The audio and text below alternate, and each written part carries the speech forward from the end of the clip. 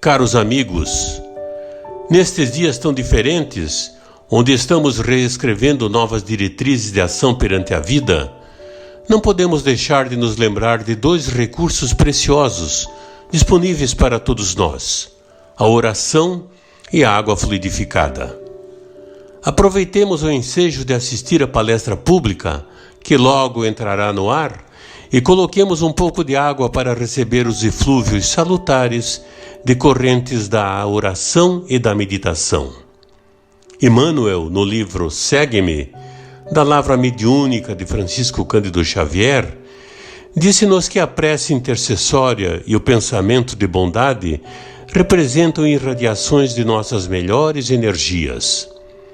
A criatura que ora ou medita exterioriza poderosas forças que, ao influenciar em uma singela taça de linfa potável, condensam princípios salutares que aliviam e sustentam, ajudam e curam. Aproveitemos, pois, esses instantes de profundas reflexões sobre os valores reais da vida para recolher estas bênçãos num pequeno gole de água pura que, de igual forma como aquelas que recebíamos nas nossas casas espíritas, irão dessedentar nossas almas e corações. Muita paz. Sociedade Espírita Renovação.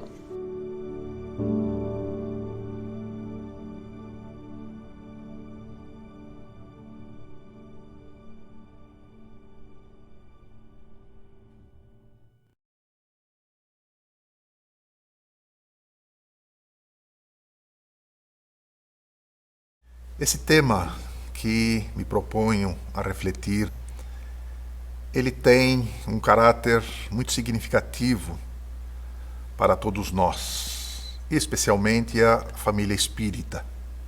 Todos nós que estudamos a doutrina espírita temos muito conhecimento, mas então a reflexão é fazermos com que esse conhecimento passe para o nosso proceder no dia a dia, nas nossas relações, para que a gente possa, ao final desta existência no mundo físico, quando retornarmos à pátria espiritual, que possamos olhar para trás e verificarmos o quanto avançamos nesta existência, agradecendo a Deus, a Jesus, aos bondosos amigos espirituais que nos permitiram reencarnar neste momento, para que a gente então possa mostrar o quanto nós crescemos.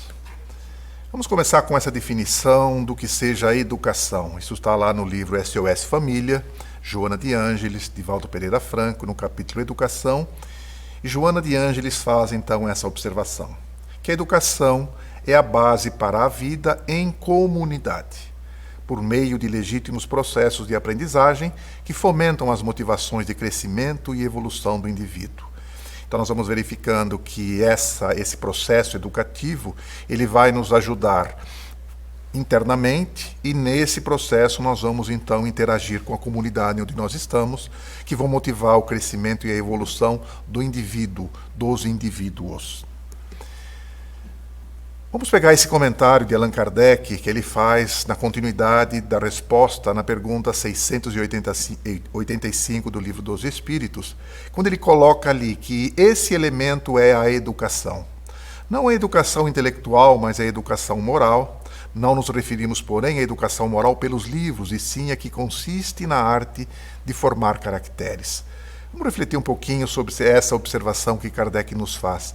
Ele está dizendo que é importantíssimo que nós transformemos este processo educacional em ações, né?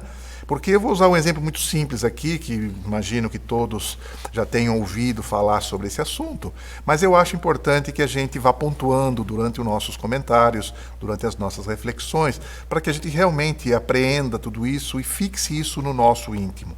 É como se eu tivesse na condição de pai, estou ensinando o meu filho, e que é o que todos nós fazemos, nossos filhos, né? Os nossos netos, os nossos sobrinhos, nós sempre orientamos para que sejam pessoas honestas, que falem a verdade, né? E aí eu estou num determinado momento, descansando de um dia de trabalho, com seus problemas inerentes às relações que nós temos hoje neste mundo, com algumas dificuldades que vivenciamos, e eu quero descansar. Toco o telefone e alguém quer falar comigo. O telefone toca, o meu filho vai lá, pega o telefone e ouve que alguém deseja falar comigo. E eu digo para ele dizer que não estou. Qual é, na cabecinha dessa criança, como se processa essa realidade? Porque eu, no primeiro momento, digo que ele deve falar a verdade, que ele deve ser uma pessoa honesta. E no segundo momento eu mostro uma façanha, eu mostro um lado que contradiz exatamente esse discurso que eu sempre falo a ele. Então, é isso que Kardec coloca nesse seu comentário, que a gente precisa tomar muito cuidado entre o discurso e a prática.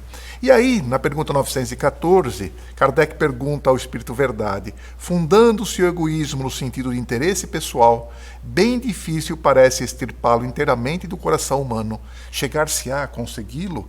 E a resposta que ele recebe: à medida que os homens se instruem acerca das coisas espirituais, menos valor dão às coisas materiais. Depois, necessário é que se reformem as instituições humanas que o entretêm e o excitam. Isso depende da educação. Então nós vamos verificando que Kardec trabalha nessas perguntas, nesse processo que nós estamos fazendo reflexão agora, que a educação é extremamente importante. E aí eu pegaria esse texto que, na pesquisa que fiz sobre esse tema, desse cientista social chamado Jacques Delors, ele faz um relatório que vai mostrar exatamente a necessidade da educação. E esse relatório foi feito por uma comissão especial da Unesco, que é um órgão das Nações Unidas, ligado à educação, à ciência e à cultura. Esse relatório ele foi feito em 1998. Não é um espírita falando, é um cientista social que vai apresentar para nós um documento chamado Educação, um Tesouro a Descobrir, que depois então se transforma num livro que esse companheiro, este cientista, publicou depois, Educação, um Tesouro a Descobrir. E aqui tirei alguns pontos desse relatório para que a gente possa refletir sobre a importância da educação. Ele vai dizer que a educação deve estar comprometida com o bem-estar sociomoral. Ou seja, eu tenho que criar condições, a educação precisa criar condições para que haja esse bem-estar do ponto de vista sociedade e do ponto de vista moral, que vai bem ao encontro daquilo que Kardec coloca na pergunta 914. Objetivo: espalhar luz e semear ideias. Esse é o objetivo da educação, de fazendo com que a gente, através do processo educacional, nós vamos adquirindo conhecimentos e a partir da aquisição desses conhecimentos, nós vamos iluminando o nosso caminho, nós vamos modificando as nossas ideias. A educação tem que ser continuada, é um processo contínuo. Nós sempre estamos aprendendo, seja lá o que for que eu esteja buscando. Cooperação internacional. A educação precisa estar ligada a esse processo na cooperação internacional. Ela precisa ajudar aqueles que não têm condições, muitas vezes, de ter acesso a essa realidade. A educação tem que ter um desenvolvimento autossustentado e, principalmente, educar para o desenvolvimento humano. Então, este cientista, ele aponta como principal consequência da sociedade do conhecimento a necessidade de uma aprendizagem ao longo de toda a vida, fundamentada em 4 pilares que são concomitantemente pilares do conhecimento e pilares da formação continuada. Então, vamos aí analisar quais são esses pilares. Vamos lá. Aprender a conhecer, aprender a fazer, aprender a conviver e aprender a ser. 4 pilares que vão, então, proporcionar essa realidade da educação para o século XXI. Infelizmente, nós não temos tempo suficiente para tratarmos com uma certa profundidade cada um desses pilares. Vamos hoje nos ater ao conhecer e ao fazer. Vou dar uma ideia muito rápida do que seja o aprender a conviver e do aprender a ser. Mas o nosso objetivo principal hoje é trabalharmos aprender a conhecer e aprender a fazer. Então, o primeiro pilar, o aprender a conhecer, exige uma atitude ativa.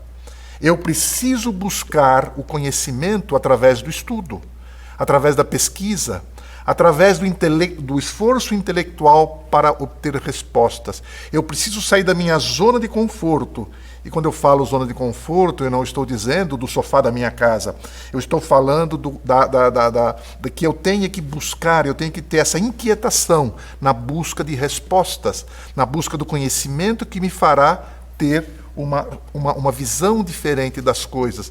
Eu vou me libertar dos preconceitos, porque é através do conhecimento que eu me liberto dos preconceitos. Porque quando eu conheço, eu sei me posicionar, eu sei a origem e o destino das realidades que nós estamos falando.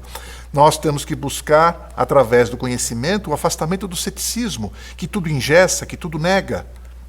Temos também essa realidade da abertura para o novo, ou seja, toda vez que eu vou aprendendo, eu vou buscando novos caminhos, na busca séria do conhecimento. E aqui eu faço então a observação que eu acho importante neste momento.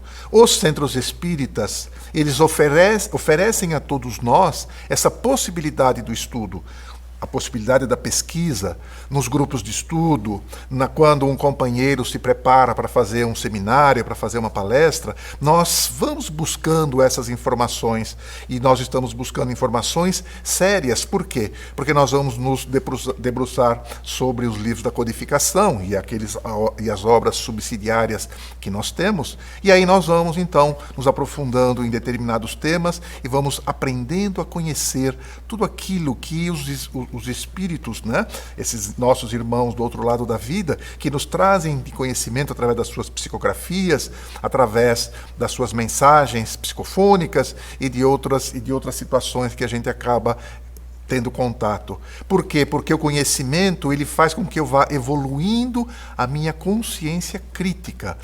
Eu vou melhorando a minha capacidade de tomar decisões, o meu livre-arbítrio. Isso faz, então, com que eu vá me tornando cada vez melhor. Vamos pegando essa mensagem do Cristo de conhecereis a verdade e ela vos libertará. Isso está lá em João, no capítulo 8, no versículo 32. O aprender a fazer. O aprender a fazer, ele exige coragem de correr riscos, errar na busca de acertar. É nós, no nosso processo de aquisição do conhecimento, das nossas ações, de colocar no nosso dia a dia tudo aquilo que a gente aprende, a gente às vezes ainda comete alguns erros. O problema, que eu entendo, não é errarmos, o problema é como eu conserto esse erro. O fazer, eu vou descobrir novos métodos, novas maneiras de fazer as coisas. Eu vou superar os preconceitos, como já foi falado. Eu vou superar o conhecimento teórico. Eu saio da teoria e vou para a prática. Eu semeio novos caminhos. É a coerência entre o conhecimento e a ação. É aquilo que nós demos um exemplo agora há pouco. Eu falo alguma coisa, mas depois, na hora que eu vou colocar isso em prática, eu tenho que ter essa coerência entre o que eu falo e o que eu faço. Muito será pedido a quem muito foi dado. Está em Lucas, no capítulo 12. Conhece-se a árvore pelo fruto. Está em Lucas, no capítulo 6. Faze isso e viverás, também em Lucas, no seu capítulo 10. Então, aprender a fazer não basta o domínio das informações e dos conceitos. Se nós olharmos o nosso dia a dia, nós vamos verificar que nós temos uma quantidade enorme de informações que chegam a todos nós pelos mais diversos meios que nós temos hoje. Facebook, Instagram, WhatsApp, notícias que nos chegam de todas as formas. Então nós temos uma quantidade enorme de informações, mas eu preciso fazer com que estas informações, não essas informações que eu estou dizendo, mas informações que eu tenho no bem, para que eu consiga transformar isso na realidade. Porque se eu recebo esse monte de informações e não faço nada, isso é mera informação. Eu preciso transformar informações em coisas úteis, que vão fazer com que eu faça essa análise de que nós, como seres conscientes que somos, avaliamos, refletimos, medimos, ajustamos, redirecionamos e transformamos os nossos pensamentos e ações. Se nós fôssemos aqui agora nos adentrar refletirmos a respeito dos pensamentos, nós verificaríamos que o pensamento ele é muito mais físico do que a gente imagina, ele é muito mais forte do que a gente imagina, mas não é esse o nosso objetivo hoje. Porque, evidentemente, nas nossas múltiplas experiências reencarnatórias, esse processo de reflexão, medida, o ajuste, redirecionamento e transformação fazem parte do nosso processo educativo através das nossas provas, das nossas expiações que vivemos nas nossas existências espirituais, né? Em todas as indas e vindas que fazemos no mundo espiritual, também com as nossas missões. Nós vamos verificando então que aí, quando nós olhamos essa parábola do bom samaritano, em que nós vemos o fariseu cheio de teoria acerca da salvação, mas quem faz algo em relação àquele que está caído no terreno é o samaritano. Então nós vamos verificar que só o conhecimento ele não basta para que eu busque uma nova maneira de ser. Eu preciso me esforçar para que isso ocorra, porque eu preciso ter essa harmonia entre o conhecer e o agir. Vamos olhar agora desse processo de crescimento em relação à lei do progresso. A lei do progresso é um processo contínuo de crescimento e aprendizagem. Eu tenho nas minhas existências ações boas, ações não tão boas, que vão fazendo com que eu vá interferindo, sendo atingido por esta lei do progresso, e pela lei de causa e efeito. Tudo isso vai fazendo, então, que eu vá adquirindo as minhas experiências, as minhas ações boas e as minhas ações não tão boas. E essas experiências, então, vão me ensinando, vão me corrigindo, vão me renovando, vão me restaurando, aperfeiçoando. E a partir de um momento desse nosso processo de aquisição desse conhecimento transformado em ação, nós vamos conquistando, então, o nosso crescimento espiritual. Então nós vamos percebendo que há sim uma lei que interfere nesse processo de crescimento, que é a lei do progresso, como disse, além de outras que também afetam diretamente esse processo. Mas vamos pegar então agora aqui essa evolução anímica. Evolução anímica é aquela do corpo físico. A antropologia nos mostra que nós já evoluímos das condições físicas do planeta. Houve já uma modificação. A Terra, quando nós lemos ali no livro A Caminho da Luz, nós vamos verificando que a espiritualidade vai nos mostrando todo esse processo pelo qual o planeta foi se transformando para, num determinado momento da sua existência, ter condições de receber aqui a vida. Começa com a vida mais simples, né? E vai então tendo a vida sendo evoluída neste complexo até termos as condições de habitar por seres já no sentido dos homens, né? Aí nós vamos verificando que essa Terra começou como um planeta primitivo, depois nós passamos pelo planeta de provas e expiações, que nós estamos vivendo hoje no planeta Terra. E se nós olharmos o planeta hoje, comparado com as descrições que nós temos por esses antropólogos, que nós temos pelos cientistas que analisam esse tipo de realidade, nós vamos vendo que a Terra evoluiu muito, preparando para receber espíritos adequados a essa realidade. Mas nós estamos no processo ainda, num processo evolutivo de planeta, porque nós estamos já vivenciando a saída de um planeta de provas e expiações, a Terra, e nós já estamos adentrando a condição de um planeta de regeneração, que é um planeta onde terá outras condições físicas, né, que para poder receber espíritos já com uma outra característica moral no ponto de vista evolutivo. Nós vamos verificando, então, que houve a escala da ascensão do corpo. Nós perdemos as feições bestiais dos trogloditas. Se nós olharmos aquilo que a ciência nos mostra, como éramos há alguns milhares de anos atrás e como somos hoje, nós vamos verificando que nós mudamos bastante. Perdemos essas funções, né, essas feições bestiais. Nós já perdemos a amoralidade dos bárbaros, nós evoluímos muito, ainda temos muito a evoluir, mas nós já não somos mais aqueles bárbaros do passado que matavam pelo prazer de matar. Mas isso como coletividade. Hoje nós temos ainda alguns irmãos que se perdem por esse caminho, mas já não é uma característica das pessoas, dos habitantes do planeta. a incipiência dos selvagens, nós já evoluímos muito em termos de racionalidade, nós evoluímos bastante em relação a esse progresso intelectual versus o progresso moral, em relação às nossas leis, né? Nós tínhamos leis há muito tempo atrás em que o mais forte é que impunha as suas leis. Então era uma ciência sem consciência. Quando nós olhamos a evolução desse processo nas leis, nós vamos verificando que naquele momento nós tínhamos leis egoístas. Por exemplo, no nosso país, nós já tivemos leis que permitiam que nós tivéssemos escravos. Era lei. Se eu tivesse escravo, eu estava dentro da lei. Mas nós vemos, evidentemente, que isso era uma lei extremamente sem nenhum tipo de consciência, que discrimina pessoas pela sua cor.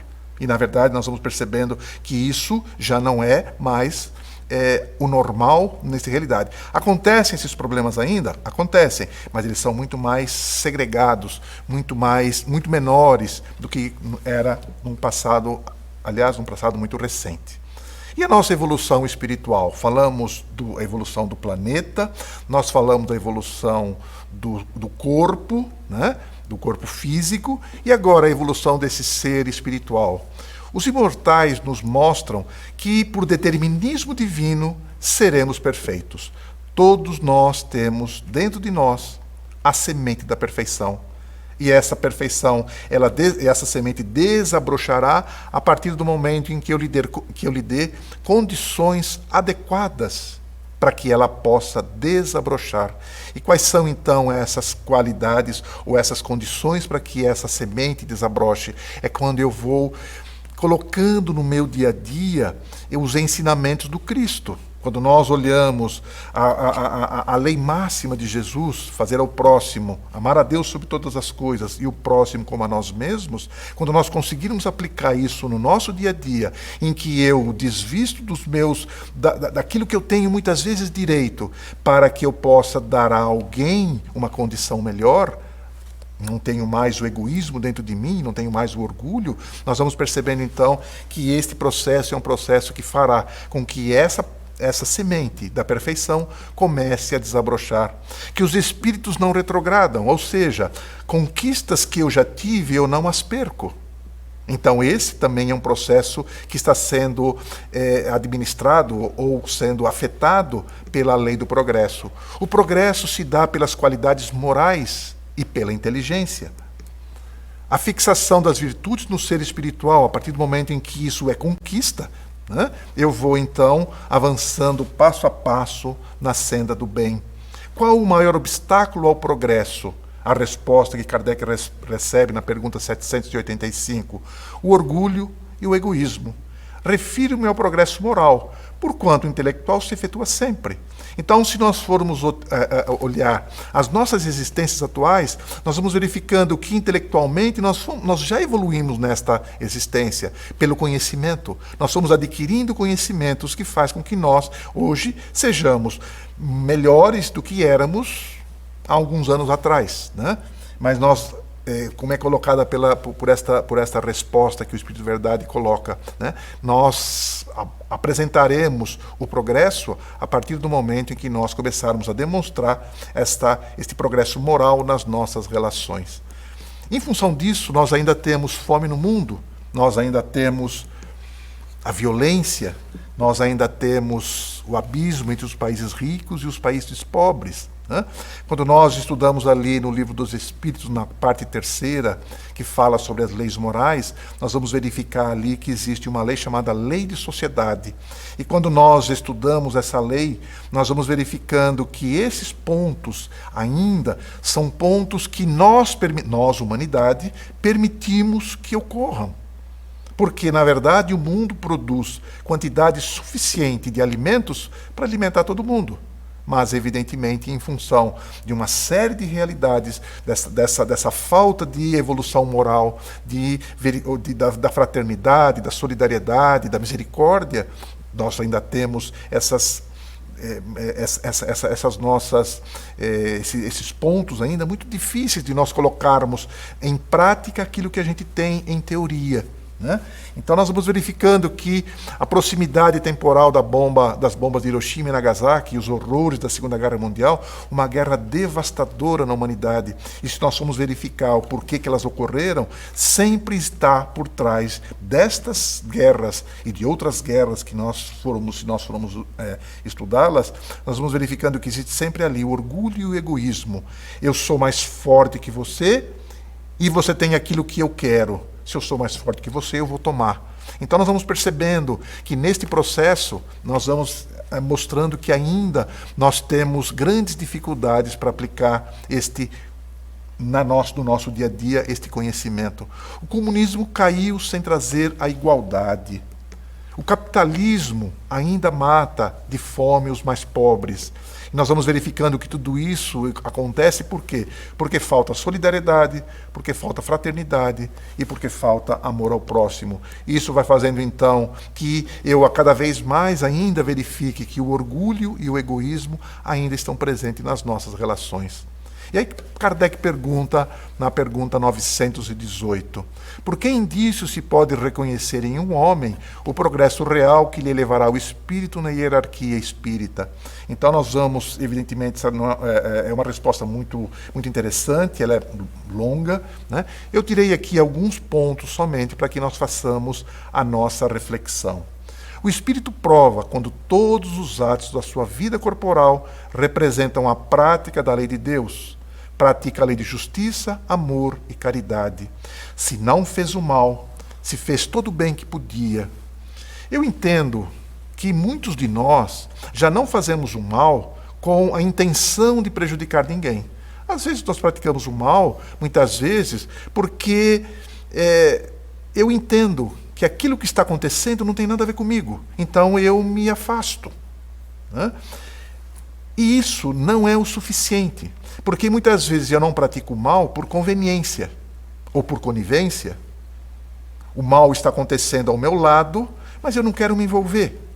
Eu não estou praticando o mal. O mal está sendo praticado por uma outra realidade, numa outra circunstância. Mas eu poderia fazer algo, mas não faço.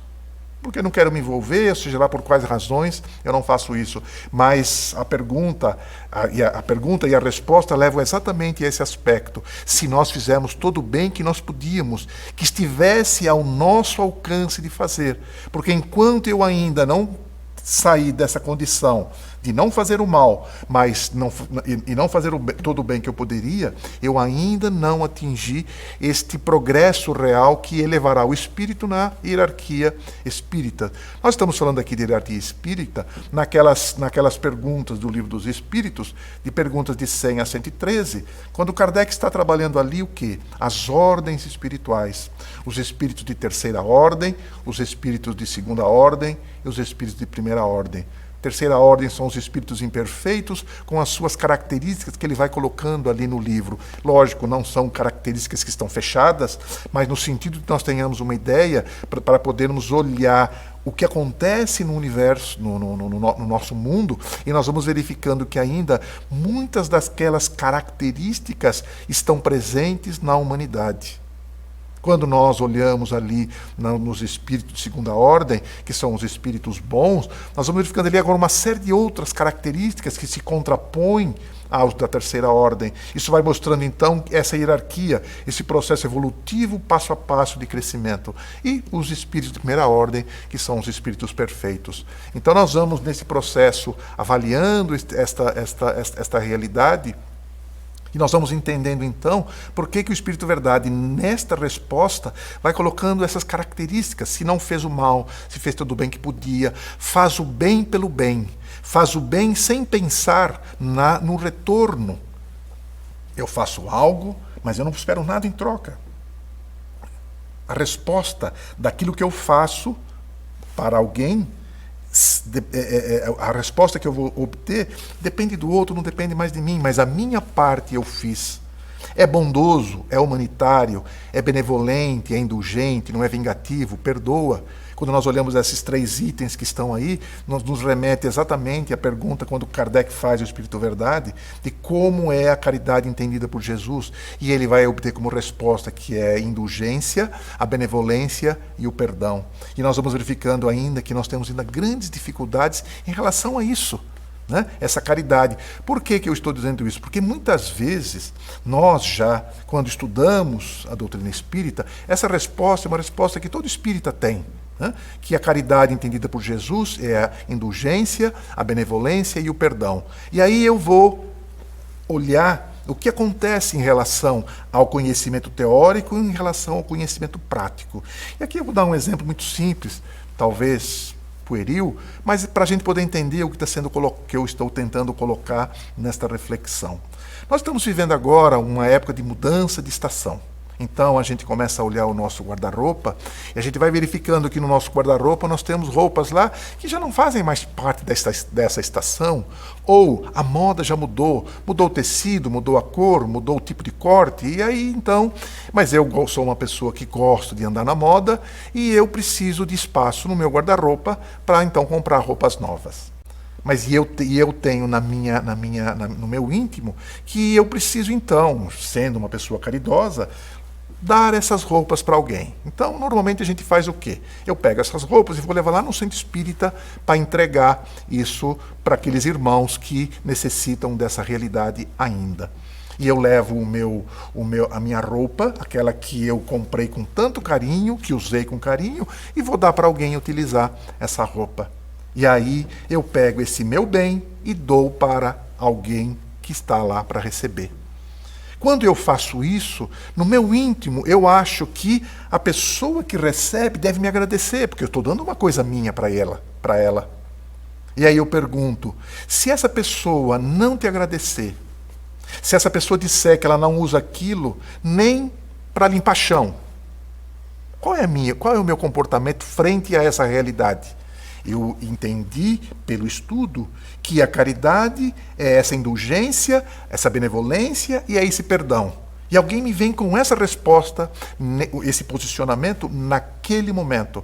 Como é que eu vou me posicionar em relação a isso? Como é que eu enfrento essa resposta? Eu posso responder em 2 situações. A primeira delas, é ingrato, nunca mais te dou nada. A segunda, me desculpe, a próxima vez então eu verificarei algo que você realmente goste. Qual das 2 está de acordo com o conhecimento? Benevolência, indulgência e perdão. A primeira ou a segunda? Então nós vamos percebendo que eu ainda muitas vezes tenho internalizada a resposta, o conhecimento, mas eu ainda tenho dificuldade de transformar esse conhecimento em ação. Por quê? Porque tem uma interferência nesse processo, que é alguém me dando um retorno que não é aquilo que eu gostaria de ouvir. Então nós vamos percebendo que esta dificuldade entre saber e fazer é o grande passo para que a gente possa avançar na senda do bem, para que nós possamos avançar neste caminho que nós temos todos de evolução, que nós estamos todos fadados. A dificuldade está em eu decidir qual é o caminho que eu quero seguir. Um caminho mais curto ou um caminho mais longo? Porque ele vai dizer, enfim, respeitem, enfim, em seus semelhantes todos os direitos que as leis da natureza lhes concedem, como quer que os mesmos direitos sejam respeitados. Exatamente o ensinamento do Cristo. Fazer ao outro o que eu gostaria que ele me fizesse. E percebam que não é eu fazer a ele dar a resposta a ele do que ele me fez.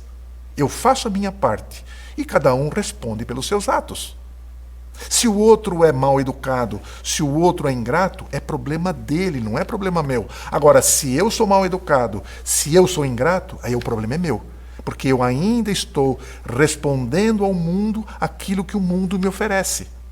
Então nós ainda estamos aguardando, nós não estamos ainda aplicando esse conceito de fazer ao outro o que eu gostaria que ele me fizesse. Nós falamos então desses 4 pilares, vamos falar rapidamente também sobre o aprender a conviver. Implica em construir uma identidade própria e cultural. situar-se com os outros seres, compartilhando experiências e desenvolvendo responsabilidades sociais. Fazei aos outros o que gostarias que eles vos fizessem. Está em Mateus, no seu capítulo 7. Então, esse aprender a conviver consiste em desenvolver a compreensão dos outros e a percepção das interdependências na realização dos projetos comuns, preparando-se para gerir conflitos, fortalecendo sua identidade, respeitando valores pluralistas, compreensão e busca da paz. Mas vamos transformar este texto tão bonito, né, que está aí, em coisas práticas.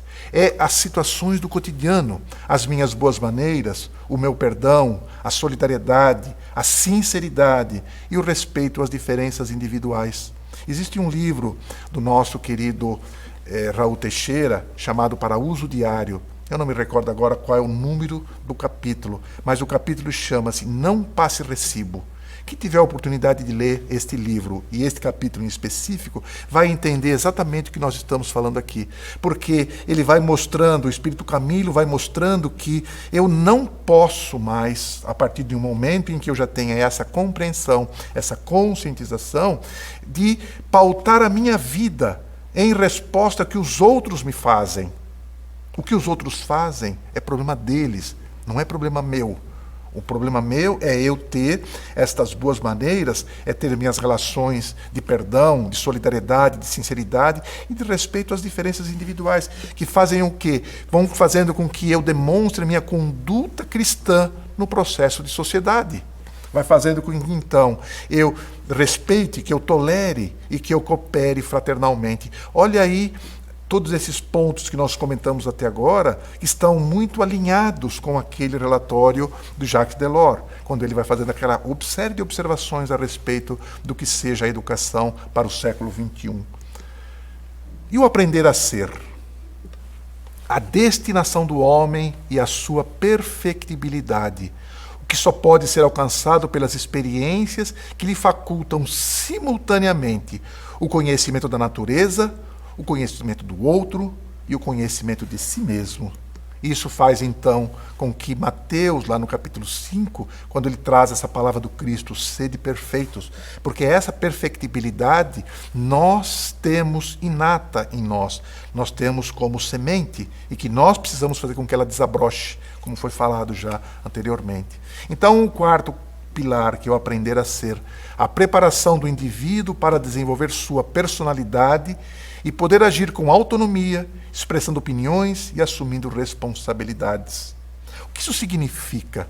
Significa que a partir do momento em que eu atingi esse estágio, eu tenho condições de escolher o meu caminho. Ninguém mais diz o que eu tenho que fazer.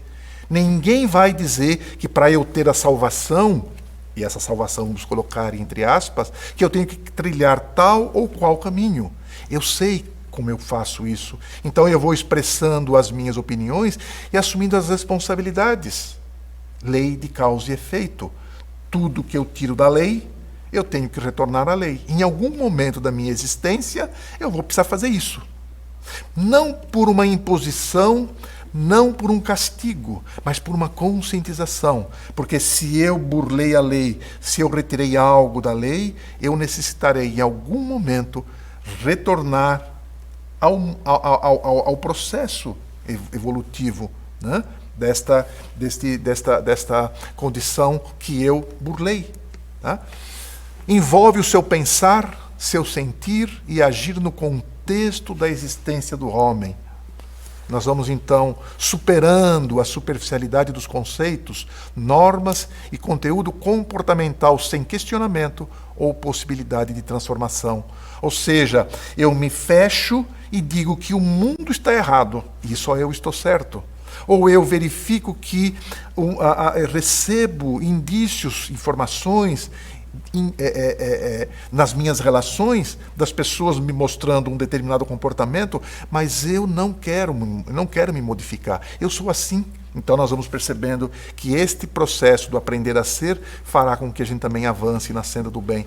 A destinação do homem à sua perfectibilidade, o descobrir como ser integral, bio, psico, social e espiritual. Nós somos esse conjunto do corpo físico, da nossa mente, das nossas relações no mundo físico e das nossas relações no mundo espiritual. Então nós vamos verificando que esse aprender a ser fará com que, que nós temos essa herança divina das ações próprias do aprender a ser na perspectiva cristã, colocar tudo aquilo que a gente aprende na nossa doutrina especificamente. Na pergunta 922, a felicidade terrestre é relativa à posição de cada um. O que basta para a felicidade de um constitui a desgraça de outro.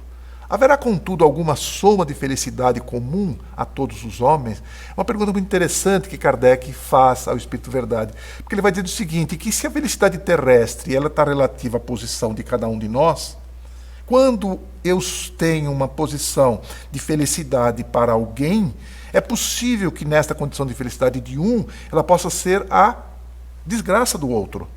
Então ele pergunta, existe alguma coisa que seja mediana, ou seja, que atenda às duas condições? E a resposta que Kardec recebe, para mim, é uma das respostas mais interessantes do Livro dos Espíritos, que ele vai dizer o seguinte, com relação à vida material, é a posse do necessário. Com relação à vida moral, a consciência tranquila e a fé no futuro. Então essa seria a felicidade mediana entre esses dois opostos, né? Em que nós colocamos da felicidade de um, que pode naquele momento mesmo, naquela mesma felicidade minha, ser a desgraça de uma outra pessoa. Então quando eu tenho, do ponto de vista material, a posse do necessário, e aqui valeria uma discussão mais aprofundada do que seja necessário, mas nós não vamos entrar nisso agora, né? Mas é aquilo que eu preciso realmente para viver, ou aquilo que é supérfluo. Então essa seria a discussão. Mas ele diz o seguinte, com relação à vida moral, eu ter a consciência tranquila e a fé no futuro. Fé no futuro em que sentido? Se eu sou, sendo pela nossa crença, que somos espíritos que vivemos outras existências, que somos espíritos que teremos a eternidade à nossa frente, se hoje passo por dificuldades, por alguma razão eu estou vivendo, como nós dissemos no início da nossa reflexão, nós temos o quê? Nós temos que devolver a lei o que retiramos da lei. E por consciência, nesse processo de preparação das nossas reencarnações, se nós quisermos estudar um pouquinho mais sobre isso, leiamos o livro Missionários da Luz, no seu capítulo que fala sobre experiências reencarnatórias. Lá André Luiz vai descrever como é o departamento das reencarnações no nosso lar. E ele vai mostrando como é que é feito esse trabalho, a conscientização dos espíritos, dos seus pedidos para as reencarnações. E a espiritualidade é tão bondosa que eles não permitem que nós assumamos determinadas situações, determinados problemas nas nossas existências, quando estamos nos preparando para reencarnar, se eu não estiver preparado. Porque se eu não estiver preparado e assumo aquilo, fatalmente eu faliria. Então nós vamos percebendo neste processo que a espiritualidade, que Deus é tão bom e é tão justo, que não permite que eu assuma responsabilidades maiores do que eu já estou preparado para tê-las. Então nós vamos vendo nesse processo toda a realidade das nossas vidas espirituais, das nossas vidas no mundo físico e no mundo espiritual, que estão relacionadas com essa realidade que estou colocando. E é muito interessante que André Luiz, então, estando nesse departamento, ele ouve em algum momento alguém comentar a respeito dos completistas. Então, o espírito que está ali trabalhando, né, com André Luiz, que é o coordenador desse departamento, ele vai explicar a André Luiz o que sejam os completistas. E ele vai dizer, não com essas palavras, mas com esse sentido, dizendo que completistas são aqueles irmãos que reencarnam na Terra, saem desta colônia, nosso lar, reencarnam na Terra e, ao término das suas existências, retornam a esta colônia e retornam na condição daqueles que completaram integralmente o seu planejamento, a sua programação reencarnatória. Mas ele vai dizer que, infelizmente, muitos daqueles irmãos que saem daquela colônia, reencarnam na Terra e quando retornam mais endividados do que quando foram. Então nós vamos percebendo a responsabilidade que nós temos em relação a isso, porque nós mobilizamos no mundo espiritual e no mundo físico elementos, condições para que a gente possa aplicar nas nossas existências o nosso planejamento. Imaginem o quanto trabalho nós damos à espiritualidade para reencarnar. As condições adequadas para que nós reencarnemos. E a partir do momento em que eu tenho essa oportunidade, eu venho a este mundo físico, pratico as minhas ações em função do meu livre-arbítrio, em função das minhas decisões, e quando retorno ao mundo espiritual, eu vou verificar que se apliquei bem as minhas decisões, o meu livre-arbítrio, eu terei o quê? Uma condição de completista. Ou então retorno ao mundo espiritual e vou verificar que todo aquele meu planejamento, que eu mobilizei tantos recursos da espiritualidade no mundo físico, e eu, no fim, acabo sendo um daqueles que faliram nesse processo. Então, nós vamos percebendo que neste contexto, ele vai perguntar, então, Kardec pergunta ao Espírito Verdade, no 967, em que consiste a felicidade dos bons espíritos, o de segunda ordem? Em conhecerem todas as coisas, em não sentirem ódio, nem ciúme, nem inveja, nem ambição, nem qualquer das paixões que ocasionam a desgraça dos homens. O amor que os une lhes é fonte de suprema felicidade. Não experimentam as necessidades, nem os sofrimentos, nem as angústias da vida material. São felizes pelo bem que fazem. Então, neste processo, já encaminhando para o encerramento das nossas reflexões, eu acho que, por tudo que nós estudamos, pelos itens que nós colocamos até agora, conhecimento nós já temos, mas vamos refletir um pouquinho como eu me avalio no papel de pai e mãe. Como eu sou como pai e mãe?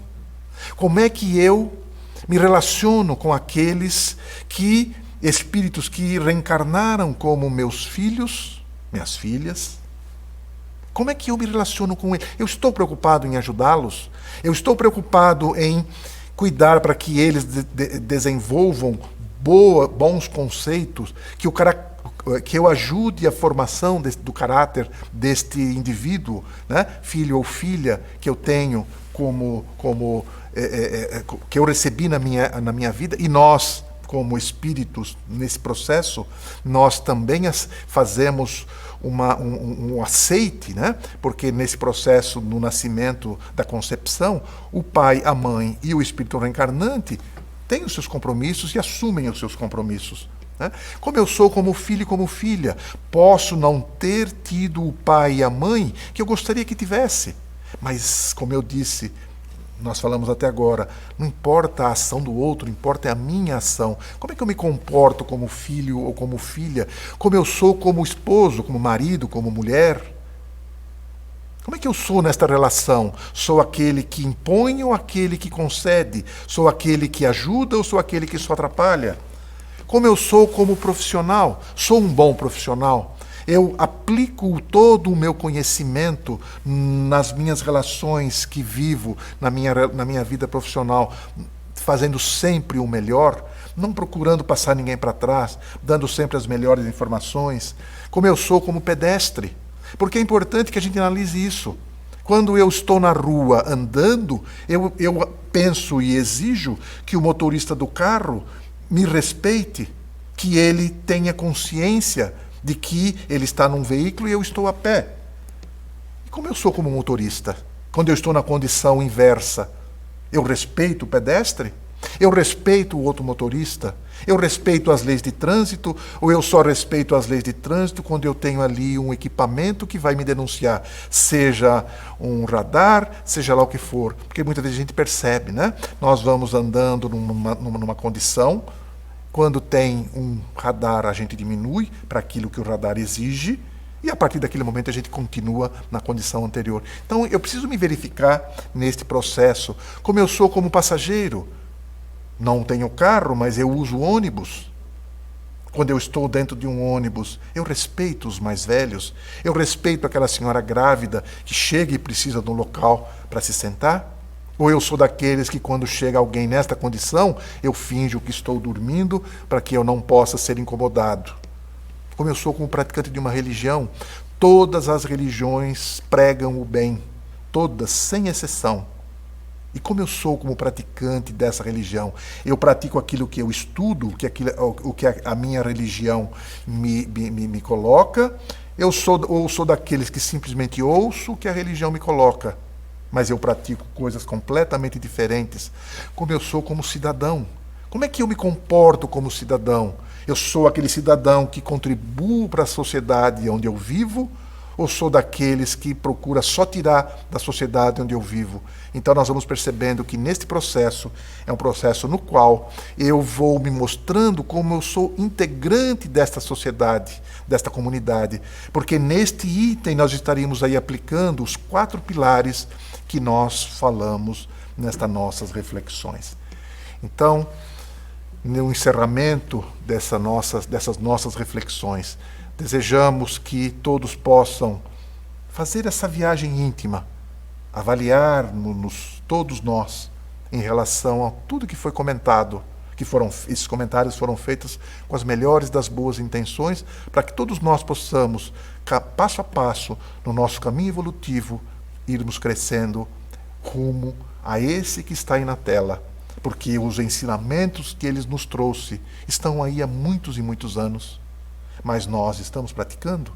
Então, encerrando o nosso trabalho desta manhã, nós agradecemos então a presença virtual de todos, pela bondade de nos acompanharem, por esse trabalho que a Federação faz por todos nós. Muito obrigado a todos e até uma próxima oportunidade. Vamos passar agora uma mensagem e então estaremos encerrando o nosso trabalho ao término desta apresentação. Muita paz a todos, fiquemos em paz.